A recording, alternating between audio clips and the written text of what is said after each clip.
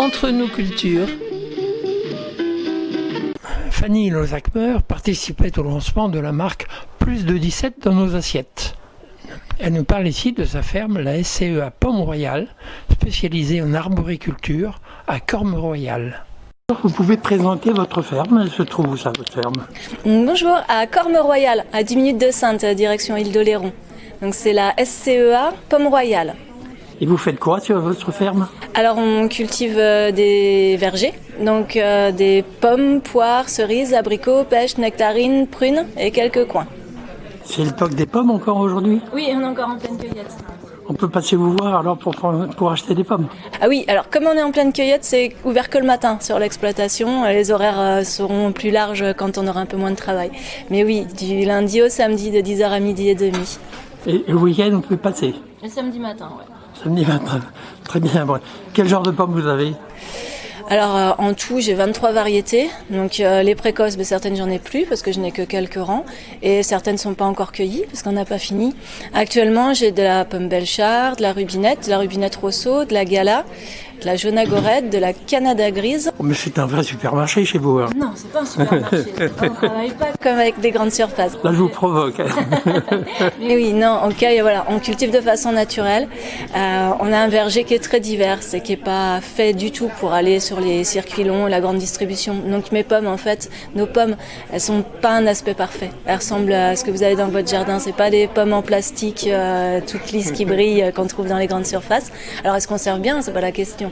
Mais c'est des pommes qui ont vécu sur des arbres, qui ont côtoyé des insectes. Alors du coup, on a une gamme de déclassés. Celles qui sont pas suffisamment correctes pour être vendues en belle, on les vend en pommes à compote, moins cher. Donc ça c'est pour les gens qui trouvent normal qu'il y ait soit des traces de doigts de cueilleur, soit des impacts de grêle, soit des traces de verre. Normalement le petit locataire est parti, mais voilà. Mais tout ça c'est trop bon pour faire de la compote, c'est à déguster directement. Ah les pommes à compote on peut les manger comme ça aussi. Il fallait leur trouver un nom donc. C'est gâché un peu, non? Non, parce qu'on essaye de pas gâcher justement. Tout ce qu'on ne peut pas vendre parce que ça ne se conserverait pas, en fait on le cuisine. Donc on fait nous-mêmes notre jus et nos compotes. Et pour les compotes, on fait des purées, donc sans sucre ajouté, purée de pommes et purée de poire, et des compotes. Et dans les compotes, je mélange aussi avec les fruits d'été.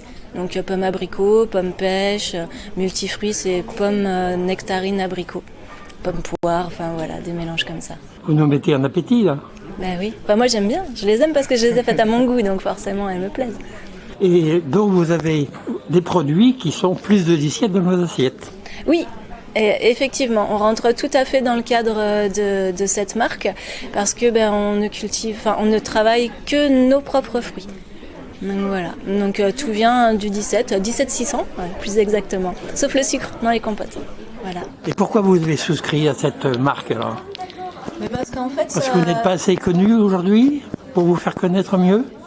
Alors, je suis suffisamment connue à mon goût pour l'instant parce que je suis dans des magasins de producteurs, donc sur plusieurs magasins de producteurs sur l'ensemble du département. À Royan, Escale Fermière, à Surgères, la ferme de Nice, à Angoulins, 100% fermier, à Saint-Sauveur de Nice, les fermiers du Marais Poitevin. Et à La Rochelle aussi? Pas La Rochelle Centre. Ah, ça va venir alors. Non, c'est un autre arboriculteur, il faut que tout le monde puisse travailler. Mais par contre, ça me permet de ne pas avoir besoin de mettre des petits panneaux explicatifs. Avant, je mettais 100% pur fruits de nos vergers, voilà. Mais là, du coup, avec le petit logo plus de 17 dans nos assiettes, j'ai pas besoin d'expliquer. Ça va être marqué dessus, puis en plus, les gens seront sûrs que c'est vrai, parce que on sait jamais. Moi, je mens pas, mais bon.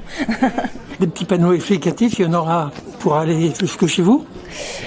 Alors, en fait, notre bâtiment, il est au bord de la départementale. Alors, il n'y a pas de problème. Il n'y a pas de problème. Très bien. Merci beaucoup. Merci à vous. Entre nos cultures.